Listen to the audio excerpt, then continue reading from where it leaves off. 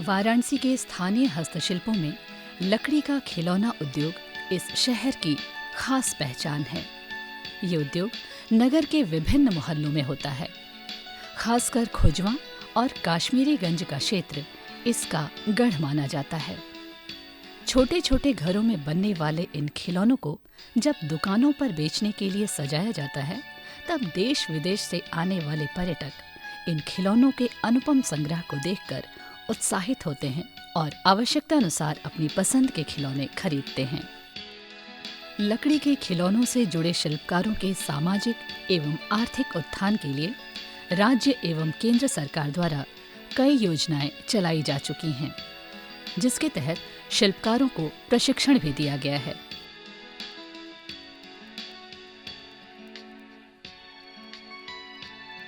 जिससे ये लोग अपनी परंपरागत खिलौनों के स्वरूप और उसके कलाकृतियों में बदलाव करके उसे और आकर्षक बनाकर इस व्यवसाय को आगे बढ़ा सकें।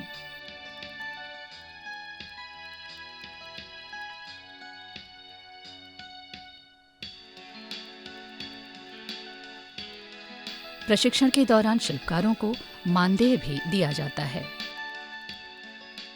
भारत सरकार ने मोदी जी के द्वारा आत्मनिर्भर भारत बनाने के लिए जो योजना चलाए हैं, मेक इन इंडिया का जो योजना चल रहा है, उसमें हम ट्रेनिंग दे रहे हैं महिलाओं को, और जो ट्रेंड करने लायक हमारे शिल्पी हैं उनको ट्रेन कर रहे हैं। 2 महीने का ट्रेनिंग है।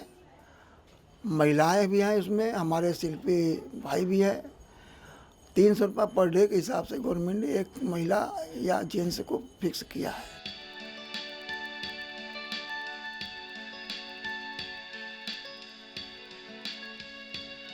इन शिल्पकारों का कहना है कि सरकार द्वारा उठाया गया ये कदम सराहनीय है, क्योंकि किसी भी उद्योग के विकास के लिए उससे जुड़े विषयों पर अध्ययन और प्रशिक्षण महत्वपूर्ण होता है। बनारस के जो लकड़ी खिलौने हैं, जो भारत सरकार और राज्य सरकार द्वारा अभी जो चलाया जा रहा है, जो ट्रेनिंग दिया जा रहा है पुरुषों को महिलाएं को, वो बहुत उनका सराहनीय कदम है, जिससे कि हमारे जो लकड़ी खिलौनों को और भी अच्छा आगे चलकर फायदा होगा, और हम लोग का ये काम जो बहुत ज़्यादा आगे जाएगा। ये उद्योग आधुनिकता की दौड़ में तीव्र गति से छलांग लगाता हुआ आगे बढ़ रहा है। ये खिलौने गहरे रंग, कलात्मक और रचनात्मक स्वरूप के कारण बच्चों को अपनी ओर आकर्षित करते हैं। वाराणसी परिक्षेत्र के आसपास के इलाकों में हैंडीक्राफ्ट और हैंडलूम की एक प्राचीन परंपरा रही है। सैकड़ों वर्षों से यहाँ कई प्रकार के हैंडलूम और हैंडीक्राफ्ट के उत्पाद तैयार किए जाते हैं। उन्हीं उत्पादों को और उनमें जुड़े हुए शिल्पियों, बुनकरों को संरक्षित करने के लिए, विकसित करने के लिए, उनकी उन्नयन के लिए विभिन्न प्रकार की योजनाएं भारत सरकार एवं उत्तर प्रदेश सरकार के माध्यम से संचालित की जा रही हैं। वर्तमान में एक बड़ा प्रोजेक्ट भारत सरकार के टेक्सटाइल मिनिस्ट्री से यहाँ पे संचालित किया जा रहा है, जिसमें design development, skill upgradation, soft skill training, technical training और बाद में आज की आवश्यकता के अनुसार उनको टूल किट उपलब्ध कराए जाने का प्रावधान है। इन रंग बिरंगे खिलौनों को देखकर जिंदगी के सबसे खूबसूरत पल का एहसास होता है। वो है बचपन, जहाँ सिर्फ मस्ती होती है, जिसके विषय में सोचकर या फिर छोटे बच्चों को खेलते देखकर हम सभी के मन में एक बार ऐसा ख्याल तो आ ही जाता है, काश हम फिर से बच्चे बन जाते। खिलौनों का नाम लेते ही हम लोग उसे बच्चों के मनोरंजन का साधन मानकर उसे बच्चों से जोड़ देते हैं, लेकिन मौका मिलते ही बड़े भी इससे खेलकर आनंद उठाने में पीछे नहीं रहते। बचपन जिंदगी का वो लम्हा होता है जहाँ ज़्यादा समय खेलने में व्यतीत होता है। बच्चों के साथ खिलौनों से खेलने में बचपन वाले भी पीछे नहीं रहते। एक दो हाथ खिलौनों से खेलकर ये भी आनंद उठा लेते हैं। खिलौनों के साथ बचपन और बचपन का तालमेल देखते ही बनता है। इन्हें देखकर खुशी होती है।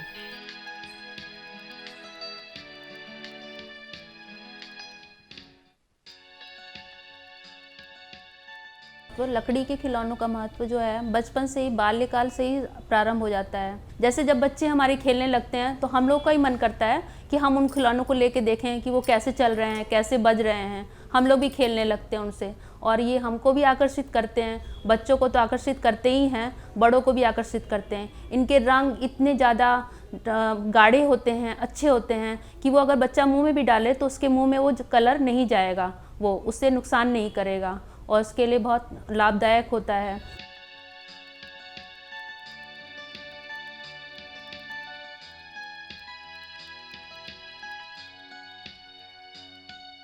ये खिलौने बचपन से बचपन तक का हमसफर हैं। खिलौनों से पीढ़ियों के बीच के अंतराल में कमी देखी जा सकती है। घर के बुजुर्ग जब अपने नाती पोतों के साथ उनके खिलौनों से खेलते हैं तो कुछ पल के लिए ही सही वे अपनी वृद्धावस्था की सारी तकलीफों को भूल जाते हैं। ऐसा लगता है ये अपने बचपन में लौट आए हों। उनके शरीर में स्फूर्ति दिखाई देती है। इससे उनके अंदर की शारीरिक अक्षमता की भावना दूर होती है।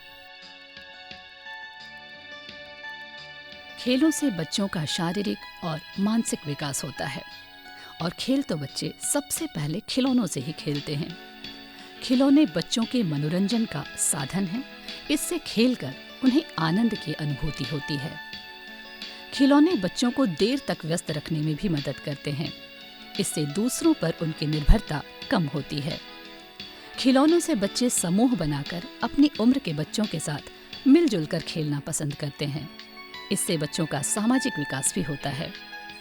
लकड़ी के बने खिलौने बच्चों को खुशी देने के साथ उनके विकास में अहम भूमिका निभाते हैं। टॉयज़ जिसको हम खिलौने कहते हैं, उसकी इम्पोर्टेंस हम इसी बात से जज कर सकते हैं। छोटा सा एग्जाम्पल के रूप में, उदाहरण के रूप में, आप बच्चे को कुछ भी दे दीजिए, वो अल्टीमेटली उसको खिलौने की तरह इस्तेमाल करता है। जहाँ तक बच्चों के मानसिक विकास की बात है और उसमें जो खिलौनों का रोल है, खासकर जो खिलौने प्राकृतिक चीज़ों से बने हैं जैसे लकड़ी है, और ख़ासकर जिसमें बहुत सारे कलर्स हैं और जो नेचर को रिजेंबल करते हैं या नेचुरल चीज़ों को रिजेंबल करते हैं, उसका बहुत ज़्यादा बच्चों के मानसिक विकास में बहुत रोल है।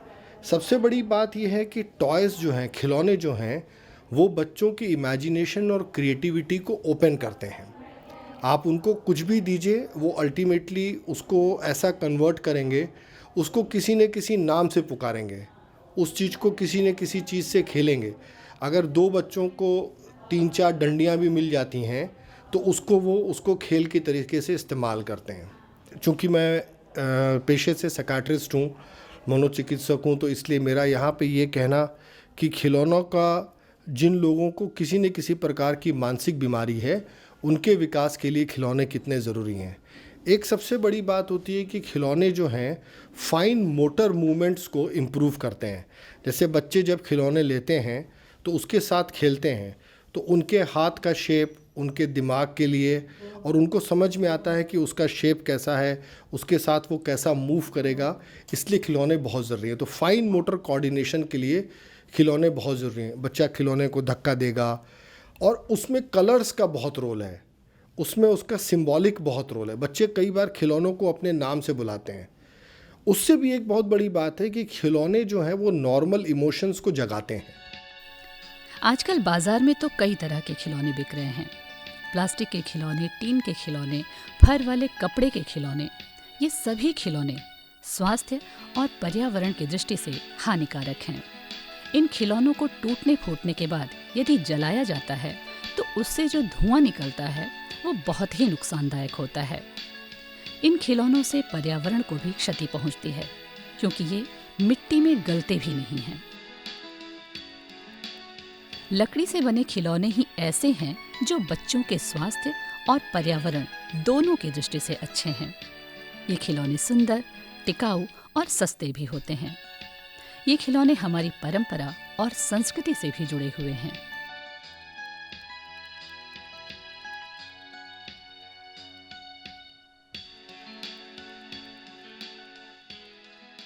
जो यहाँ के खिलौने हैं विशेषकर लकड़ियों से तैयार होते हैं और उसमें जो रंग, प्राकृतिक रंग का प्रयोग किया जाता है जो केमिकल नहीं होता है, उससे कई तरह के लाभ हैं। एक तो बच्चों के हाथ में अगर है, उनके मुंह में भी अगर चला जाता है तो उससे किसी प्रकार का नुकसान नहीं होता है।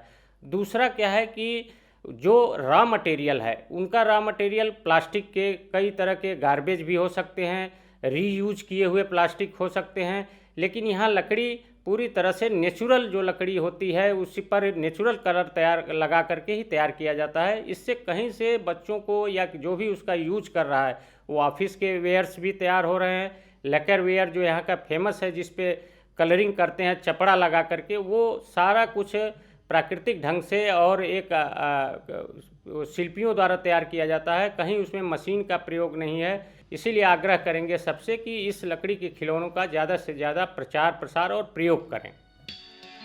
शिल्पकारों द्वारा बनाए जाने वाले हर खिलौने के पीछे कोई न कोई वजह जरूर होती है, तभी तो इन खिलौनों से बच्चों की भावनात्मक पकड़ मजबूत होती है। लकड़ी का खिलौना उद्योग बेशक कुटीर उद्योग है, वर्तमान में ये प्रतिस्पर्धा के दौर में बड़े पैमाने पर फल फूल रहा है। इस उद्योग में बच्चों के खिलौने घर की साज सज्जा की वस्तुओं से लेकर बुजुर्गों के इस्तेमाल योग्य होने वाली वस्तुएं भी बनाई जाती हैं। लकड़ी का खिलौना उद्योग विकास का मानक, साधक और साधन दोनों है। तभी इस शिल्प से जुड़े शिल्पकार हमेशा ही नए आविष्कार में लगे रहते हैं।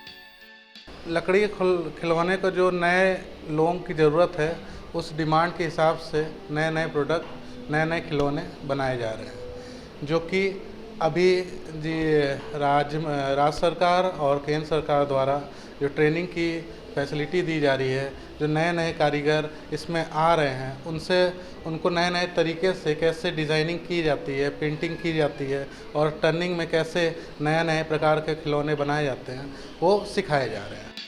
कहते हैं कि खिलौना ही ऐसी वस्तु है जो रोते हुए बच्चों के चेहरे पर मुस्कान ला देती है। इतने सुंदर खिलौने बनाने के पीछे कितनी मेहनत छुपी हुई है और ये कितनी प्रक्रिया से गुजरकर हमारे सामने ऐसे सुंदर रूप में आता है। इन खिलौनों को बनाने के लिए लकड़ी, रंग, ब्रश तथा चंद औजारों की जरूरत होती है। ये खिलौना यूकोलिप्टस की लकड़ी से बनाया जाता है, जो शिल्पकारों को स्थानीय बाजारों में आसानी से मिल जाता है। इन लकड़ियों को विक्रेता छोटे छोटे टुकड़े करके बेचते हैं। शिल्पकार इन्हें खरीदकर खिलौनों के अनुरूप इन लकड़ियों के टुकड़े करते हैं। उसके बाद इसकी छिलाई करते हैं। खिलौने दो तरह से बनाए जाते हैं। पहला तो केवल हाथों से चंद औजारों की सहायता से इसे गढ़ा जाता है,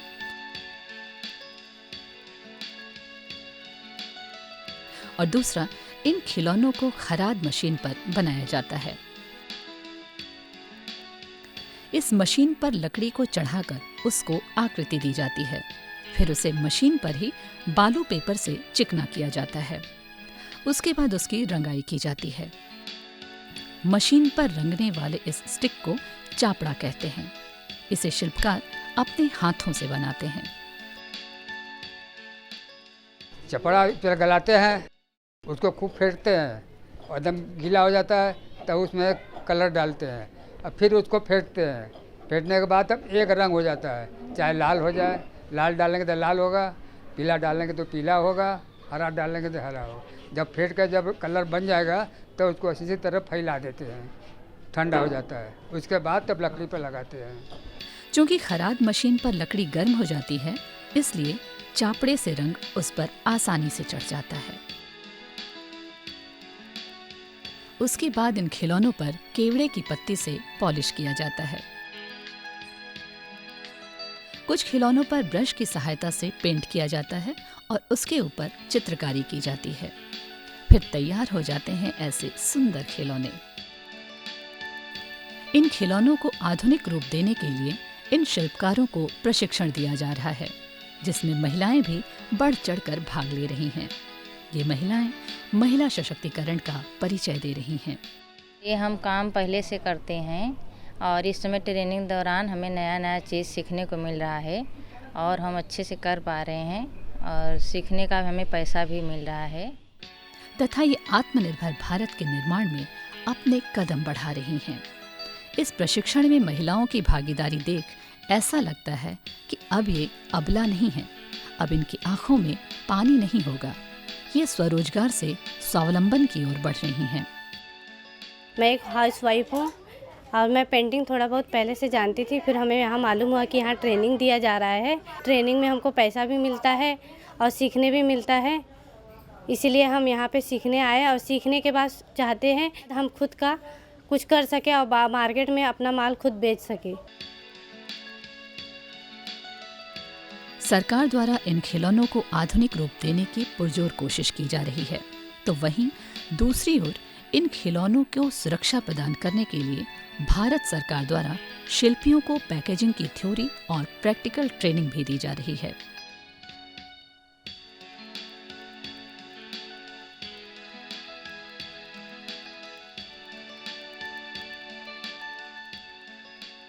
लकड़ी के खिलौने बनाने वाले कारीगर हैं, अपने खिलौने तो बहुत बढ़िया बनाते हैं, लेकिन उनको पैकेजिंग की प्राविधान या तो उनको सुविधा नहीं देने की वजह से उनके जो खिलौने हैं दूर दूर देश तक नहीं जा पाते हैं, या तो वो ख़राब हो जाते हैं जब वो ट्रांसपोर्टेशन या तो डिस्ट्रीब्यूशन करते हैं तब। तो सरकार की ये और हमारी यही कोशिश है कि इनको अगर हम पैकेजिंग का थोड़ा ज्ञान दें, उनकी डिज़ाइन करने के बारे में कुछ बताएं हम, तब उनके जो बॉक्सेस हैं या तो उनके जो खिलौने हैं उनकी वैल्यू बढ़ जाएगी, उनको एक बड़ी मात्रा में एक बाज़ार उपलब्ध होगा और उनकी जो वैल्यू एडिशन होने की वजह से उनका जो मुनाफा है उनको मिल जाएगा। पैकेजिंग की उनको नॉलेज या तो ज्ञान देने से ये भी होगा कि कुछ लोग इसमें से पैकेजिंग यही बनाने का उद्यम शुरू कर सकते हैं। वो उद्योग शुरू करने से रोज़गार भी यहाँ पे मिलेगी।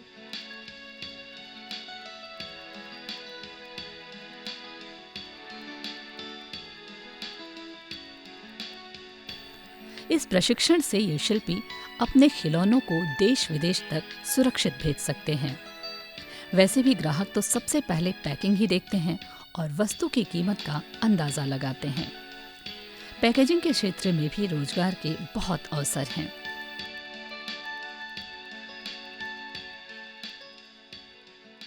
अभी ये इसके लिए एक बक्सा बनाना है।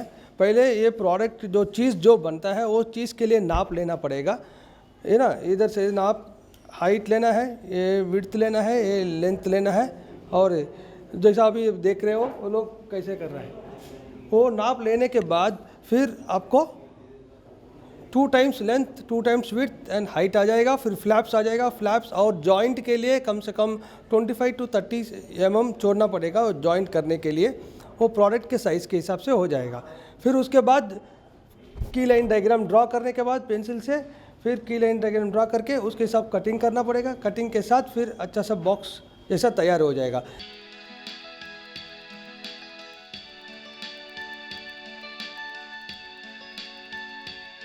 गली मोहल्लों में बिकने वाले खिलौनों के व्यापार के लिए सरकार द्वारा इन्हें मेले और प्रदर्शनी में दुकान की जगह उपलब्ध कराई जाती है, जिससे वहां आने वाले पर्यटक इसकी सुंदरता को देखकर इन्हें खरीद सकें।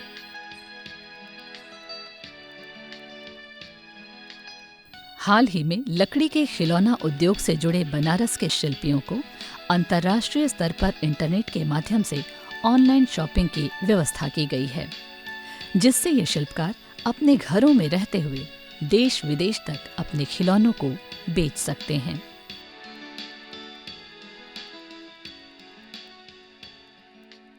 कोविड के संक्रमण काल में ऑनलाइन मार्केटिंग का ऑनलाइन पोर्टल के माध्यम से एक नया दरवाजा खुल रहा है बुनकरों के लिए, शिल्पियों के लिए। भारत सरकार की तरफ से जो आत्मनिर्भर भारत है, उस आत्मनिर्भर भारत की पूरी कल्पना में जो लोकल उत्पादों को ग्लोबल पहुंचाने की बात हो रही है, जीआई क्राफ्ट के प्रमोशन की बात हो रही है, उसी की एक बड़ी कड़ी हो रही है, जिसमें बनारस के 10 लकड़ी के खिलौना के शिल्पियों का चयन किया गया जो जीआई रजिस्टर्ड उत्पाद भी है इस देश का। और माननीय प्रधानमंत्री जी ने अपने मन की बात में इसका उल्लेख किया था, जब खिलौनों के बारे में बात किया था, तो पूरे देश में 19 खिलौनों के उत्पाद ऐसे हैं जो आज की तारीख में वो जीआई रजिस्टर्ड हैं।